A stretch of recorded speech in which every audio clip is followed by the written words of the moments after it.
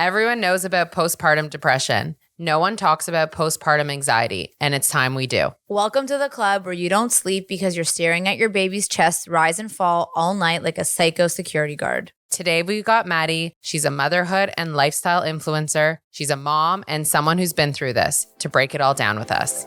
Welcome to Baby Then What, the podcast you didn't know you needed for the real, unfiltered side of motherhood. I'm Amanda. And I'm Jessie, and we're just two moms of two in the thick of it. We're sharing the real and unhinged side of motherhood no one else talks about. If you've ever said, I had a baby, now what? You're in the right place. By the way, you're doing amazing, even if no one said it today. Hey guys, welcome back to the Baby Then What podcast. Today we have a very special guest with us. I am so excited. Jessie's so excited. Her name is Maddie. We've been following her for a while. I literally pee my pants. She's hilarious. When I see any of her videos, I'm like, I know I'm funny, but like she's really funny. So welcome, Maddie. We're so happy to have you here. Yay. Yay. Yay. Thank you so much for having me. So Maddie's a fellow mom. She's an influencer. You can find her at Maddie the Mama, which is, I love the name. But we want her to introduce herself. Tell us a little bit about yourself, Maddie, how you got into influencing, and how old your kids are. Just give us a little spiel about you so our viewers can get to know you as well as we do. Yeah, absolutely. So I am a mom of two kids under 4. And the way that I got into influencing, I don't even really know. I just started creating content when I was postpartum with my second baby, and misery loves company. So my account popped off and, everyone was like, yay, another person who's up at 3:00 in the morning. And I love that. It just kind of escalated from there, honestly. I love it. I think my favorite video you did was the mom libido math. No, I peed in my pants. You guys have to go check it out if you haven't seen it. But basically she goes through the math of like why women have no libido. And it's like your kids touch you 7,000 times a day. People don't shut the fuck up around you. And like then at the end of the day, it's like I don't want to have sex what do you expect? With you. No, like I'm done. I'm done. Completely done. So today we are obviously all funny. I'm going to give us that to whoever's listening to this, all our followers, all Maddie's followers. But today's a little bit of a more softer topic. We're going to try and not make it so sad, but like we're going to shed light to postpartum anxiety. So a lot of people talk about postpartum depression. It's very widely known, but postpartum anxiety is not so much talked about. A lot of women have it. I had it. Jessie's had it. Maddie's had it. And I feel like 99% of the women listening to this have it. for sure. So that's what we are going to talk about today. I feel like the first question to me, at least, and for you, Maddie, is like, when did you realize that you felt this like anxious energy or whatever people want to diagnose as postpartum anxiety, so to speak? Yeah, so I would say that with my first, I really just kind of like went through the motions and I did not ask for any help. And then that was just a terrible idea all around. So with my second, I was a little more vigilant about the fact that I, had struggled the first time around. And so I was a little more aware of the symptoms because I played Google Doctor for like my entire pregnancy. Don't we all? And so it was really just like when I was I was crying every single day. I had the like anything could set me off in terms of like my poor husband getting yelled at or yelling at my toddler or whatever. And I was just like, you know what? This cannot be the way that it's supposed to be. So No, it's I feel like it's such a shift. Definitely like even from 1 to 2, like with your husband also like needs to be more involved. And then everyone's just like on, I don't know, if like the emotions are high. Energy's everything's high. Emotions are high. The racing thoughts of it could tie into the postpartum depression part too. And then the anxiety comes in is my kid eating enough? Am I sleeping enough? Is my kid sleeping enough? Did I change the diaper? Did I do this? Plus everything else. And then especially as you're saying, when the second kid comes in, you're like, holy shit, I have to think about the first one too. Yeah. while you're dealing with yourself and having the second kid. I feel like the hardest thing too is like you also have to manage two different timelines.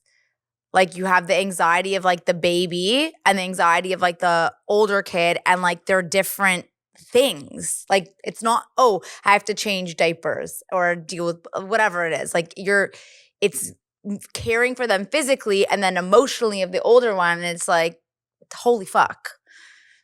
Yeah, it's to be a woman, right?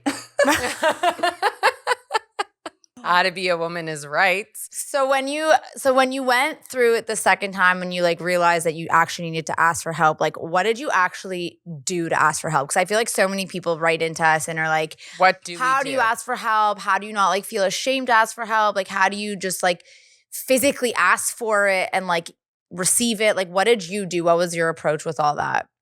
Yeah, so I know there's like a lot of stigma around like medication, and women think that, because they feel like they're failing when they can't just like do it by themselves. This time around, I got to be completely honest. I was like, fuck it. I don't care. I don't care how I'm going to be able to fix this, but it's going to be fixed. I went a little more of an unconventional route, and it's a route that I would definitely recommend for someone who has shame about like sitting in the doctor's office and like telling them like, hey, I have all these thoughts, or I want to die, or like whatever, and you don't want to like be put in the psych ward. I used the Hers app, which is essentially they like match you with a psychiatrist, and you like do this intake form where you say all of your stuff, and then they ship you some Zoloft. Huh. Love it. Love it. And it's like a lot more, I guess, private. And you don't actually have to like go anywhere, which is a huge thing for moms, because especially if if you don't have anything to begin with, it's tough. 1000%. And then to leave your house with 2 kids. No, I love that. Yeah, that's amazing. I feel like a lot of moms are going to appreciate it, because one of the questions was, did you take meds? I did, and it saved me. So clearly a mom was in the exact same boat. Well, I think like you also get, I don't know, were you breastfeeding? Like how does the meds work with that? Because I feel like that's probably questions people have too. Or were you done by then? Yeah, so with both of my kids, I never breastfed. Okay. I exclusively pumped, but I gave up both times at like 6 or 8 weeks. So by the time I was seeking help, I was no longer expressing any milk. Right. So I don't know what the med situation. I'm pretty sure you can be on Zoloft, but I'm not a doctor, so nobody listen to me. I don't know. Yeah, none of us are doctors. We are just moms. Yeah, no, obviously someone would have to figure that out, but I know a lot of people breastfeed, and I'm sure there's meds available if you wanted to keep breastfeeding and get something that would, take the edge off. So then you took the meds and stuff, and then what? Like you just felt this like immediate shift in like clarity. Like, how long did it take? Like give us the lowdown. Give us the lowdown. Give the moms the lowdown. Yeah, I immediately just thought of that TikTok sound that's like, I took the drugs and the drugs are working. You know that one? No, it's actually not instantaneous though. I would say that it took me like a good month or 2 to actually start feeling normal. And it's not like it's not like a magic pill. It's not like a magic switch. I just like noticed small things over the course of time. Like, I suffered from postpartum anxiety, but also postpartum depression. So my symptoms were a little bit different than someone who's just suffering from anxiety. But, one day, it wasn't like one day I woke up and I was like, oh my God, I don't want to die anymore. But it was like, I progressively saw myself like crying less and snapping at my husband less. And then I got my appetite back, and it was just like small little milestones. And then one day I like looked back and I was like, holy shit. Like, I cannot believe I was living my life the way I was living it, honestly. What were the first red flags? I feel like a lot of people write in how we started this whole conversation. What were the first red flags where you're like, I need help. I need to go on this app that you mentioned. I need to go talk to a doctor. What were the first red flags that someone at home listening to this would be like, oh, I'm going through these motions and maybe now is the time, or like that little push of this is not normal life and I can do something about this? Yeah. I mean, I would say that my red flag was a very, very vibrant red flag, and I can't attest to, everybody's experience. I know that some moms, just like can't shut their brain off or little things like that. Mine was, I was literally driving with my newborn and my toddler, and I was contemplating like driving off of the road. Yeah. And not just like the little like joke, actually. And I was like, if I don't get help, I am probably going to die. No, I feel like people like think of the word postpartum depression and anxiety, and it's like they put a lot of like light. It's not, if you don't know what it is, you don't think it's that serious necessarily. No, my husband. And people are like, sorry. No. I have mom brain. If I don't finish my thought. No. Finish your thought. I'm not interrupting you now. I'm like, wait, but that gave me something. Yeah. No, but like people normalize it. Oh, you're just tired. Oh, you just had a baby. Like it's very normal. Lots of people have thoughts. Lots of people are sad after giving birth. Their life changed. Like people try and normalize it to you so that like you don't feel like you're crazy. But then like when you have this level of thought and like people need to hear that this is normal, the level of what's going on. Like it's not just I'm sad. It's like I'm fucked up. Yeah, like, and I'm fucked up and I need help and please help me. Like what about before I had my first kid where my husband was like, you're not getting postpartum depression. That's what he said to me. He had no idea. He had no clue. He didn't understand. He was like, probably saw it like in a movie or like on TikTok and was like, you're not getting it. And I was like, I don't think I can control that. And truthfully, before I became a mom, before we went through all of this, I was like, yeah, okay, yeah, sure. Like, how was I supposed to know? Yeah, it's not an STD. It's not like you can catch it or not. Literally, but he was like, you're not getting it. I'm like, okay.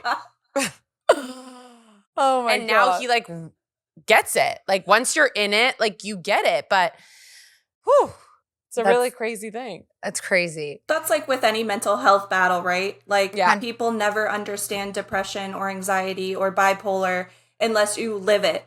And that's why mental health stigmas are, especially in the United States, are so hard to conquer because the only people that see your side are the people who are also struggling. Literally. So no, like I struggled from an eating disorder in my 20s, and my mom would always be like, "Are you better? Are you better yet? Are you better yet?" I'm like, you don't just get better overnight. yet. Like it takes a lot of work, time, energy, and like she was just like she couldn't understand it because she didn't live it, and like that's. The nice thing about social media these days of like you sharing your story the way you're sharing it is like in a raw, authentic way. Like people are like, wow, like that's thank God because I don't have to feel like I'm totally alone in this world with the thoughts in my head. 1000%. Well, that's why we do. We're like, this is unfiltered. This is why women are coming to listen to our podcast. This is why we're bringing guests in because we're not going to be here and be like, motherhood is like this perfect picture Pinterest board. No. Because it's definitely not. It is definitely not. A question we got in was, did you feel judged, also going into once you found out, did you feel judged by others once you started speaking about it? Like once you were like, I have postpartum depression, I have postpartum anxiety. Did you get judged? I feel like I'm fortunate in the sense that, my online community, my offline community, I've really built brick by brick and, cut toxic people off. And I'm very grateful that I did not really have a lot of pushback. I mean, my mom's been on Zoloft since I was born, so she definitely was like, woo! She's like, you're in it with me now. Yeah, she's like, misery loves company, like I said.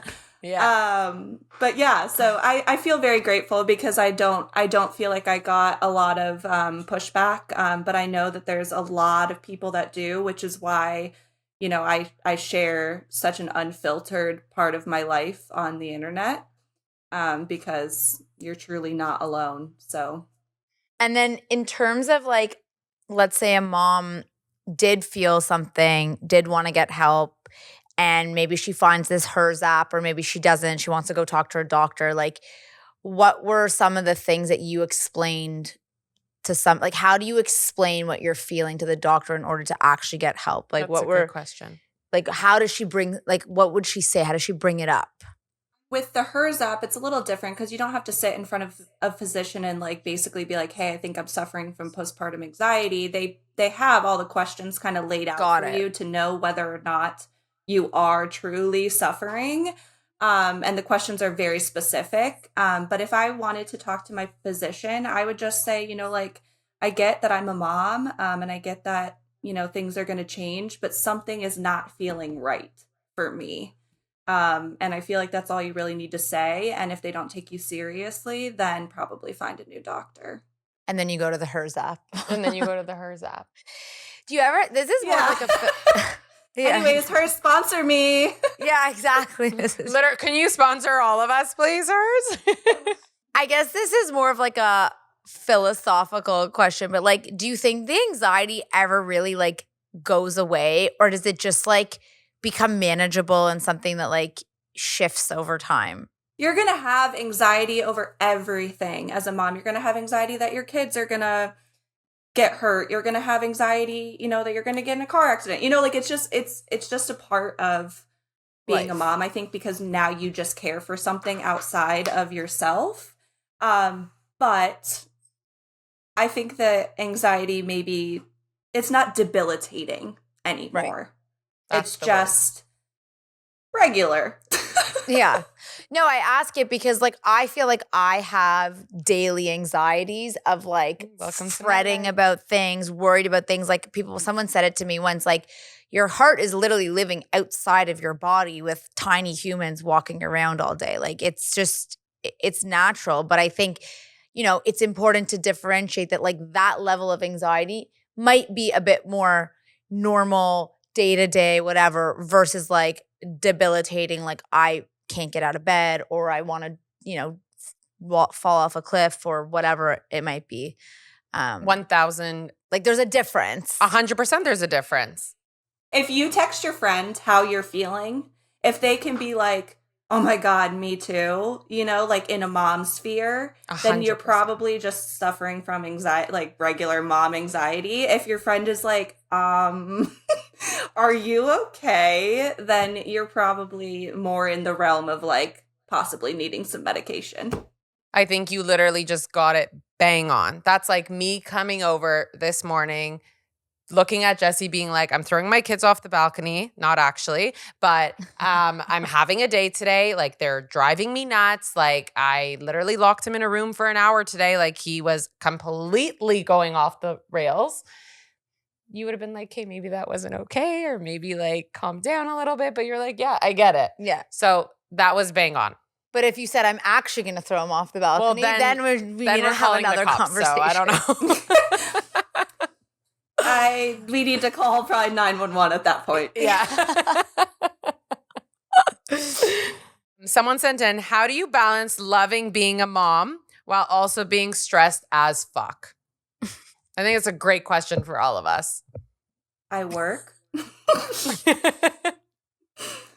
I mean, without my job, like stay-at-home moms are fucking amazing. I absolutely could never do it. I would lose my marbles. And I love my children so much. But I think that, you know, regardless if you're working or a stay-at-home mom, like you have to find something for yourself at some point. So like for you guys, the podcast, like just anything that isn't just like, and some people love being a mom and that's their whole personality. But for someone who, you know, wants to continue to live life for the first time, I'd say you need some outside hobbies of some sort.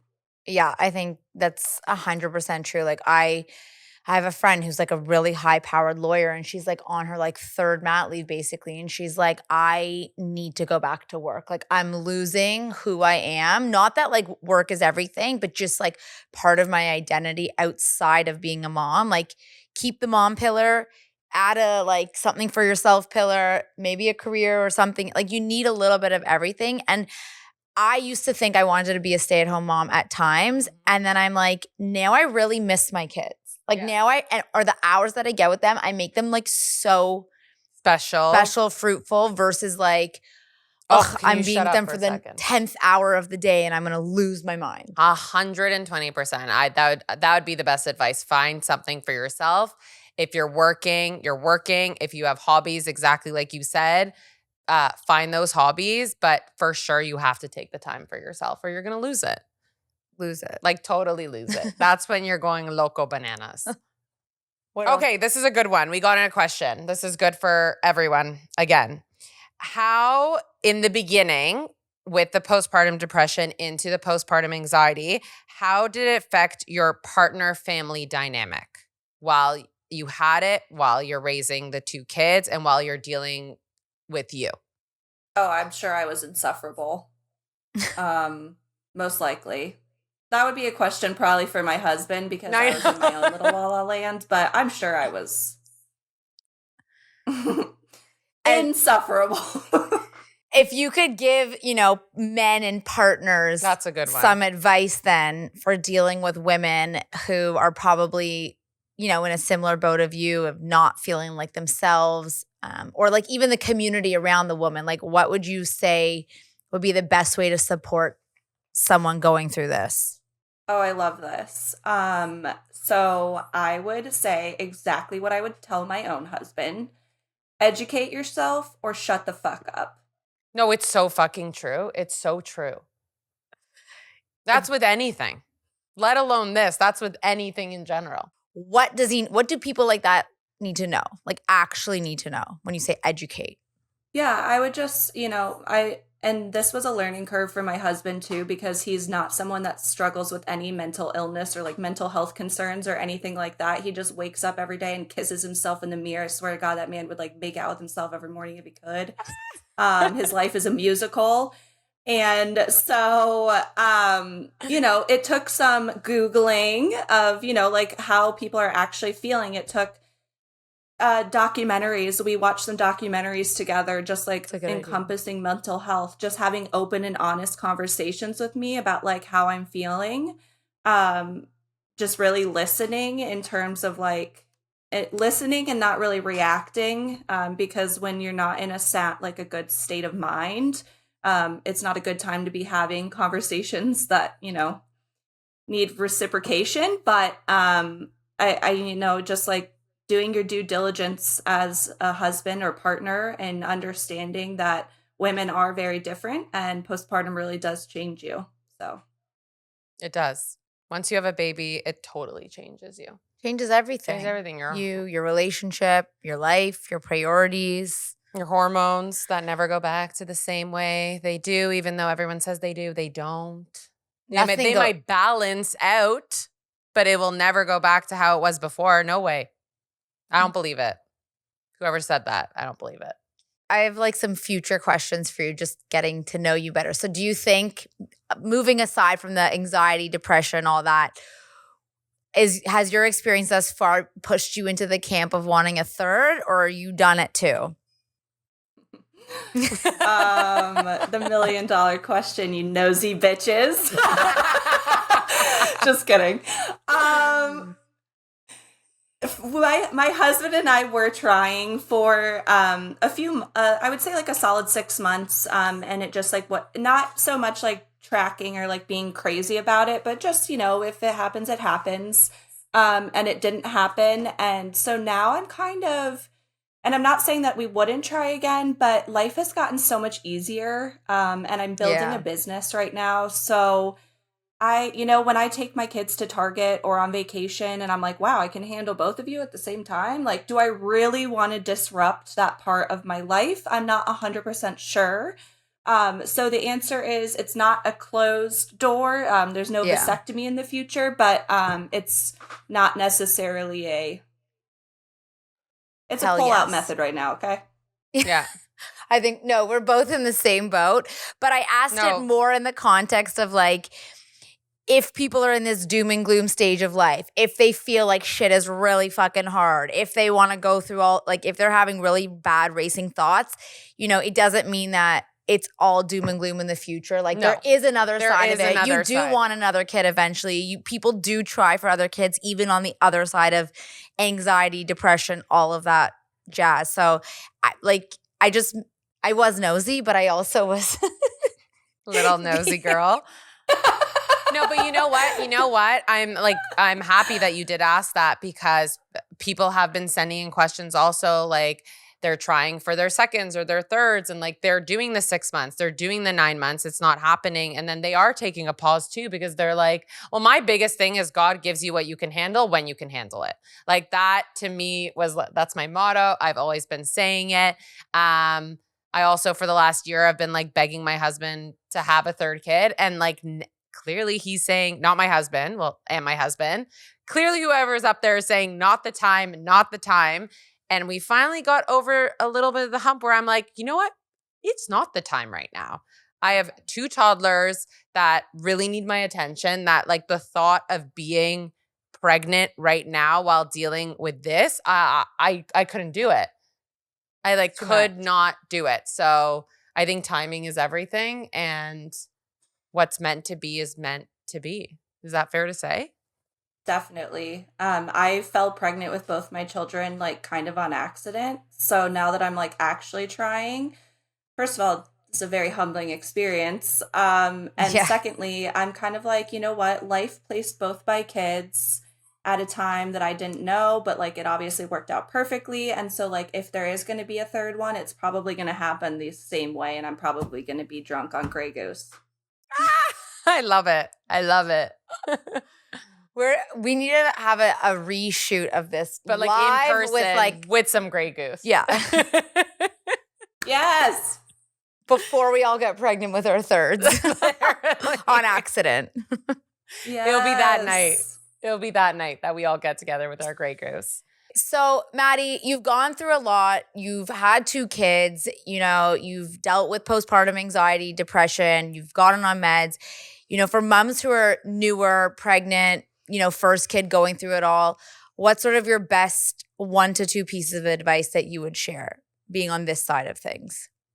Yeah, my piece of advice is that it's going to get better. It's not going to get easier because there are always challenges no matter how old your kid is. It's always going to be different. But if you're struggling in the postpartum era, there is definitely light at the end of the tunnel. And that's coming from a mom who has struggled herself. So this is real, raw opinions, experiences, stories. And people don't, you know, none of us are sugarcoating anything to make people feel better. We're just telling you guys how it is. And then because you're so hilarious, can you leave us with 1 funny anecdote or something going on in your life that is making you laugh or driving you nuts, whether it's your kids, your husband, I don't know, something that because I just give us the Maddie in you, Maddie. Guys, you can't put me on the spot like that. I can't be funny on command. I'm not a circus animal. I just like you love her. I love her. I'm like just thinking of the mom math dance. What's your next real plan?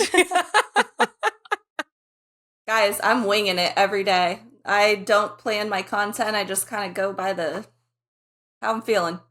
I love it. And that's why it's so fucking funny. I'm starting to do that. I got in the car yesterday and I'm like, you know what? This happened this morning. Turn it on. If you guys see our account becoming funnier over the next couple weeks, it's because Maddie influenced us and guided us to make ourselves funnier. 100%. 120%.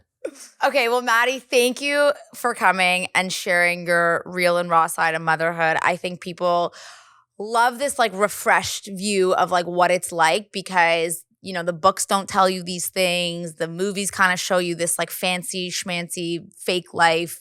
This is like the real side, not meant to scare people, but just meant to like prepare them so that they feel a bit more, you know, at ease and not alone. Thank you for sharing your story. And just remind everybody again, your handle and where they can find you on Instagram and probably TikTok. You can find me at Maddie the Mama on Instagram or Maddie MU on TikTok, but I'm definitely more of an Instagram girly. Yes. I can't wait to come over for martinis, and I just want you guys to know that I like mine with blue cheese stuffed olives. So. Ooh, I hate olives, twist. But like interesting. What? I don't eat olives. There's always one person in a friendship or in a group I don't eat olives that doesn't either. like olives. What? How? It's the best thing ever. And pickles? Do you like pickles? Yeah, I like pickles. Thank God. We almost had to break up the podcast for this. so sorry. Jesus. Well, thank you so much, Maddie. Thank you for listening. We'll see you guys next week.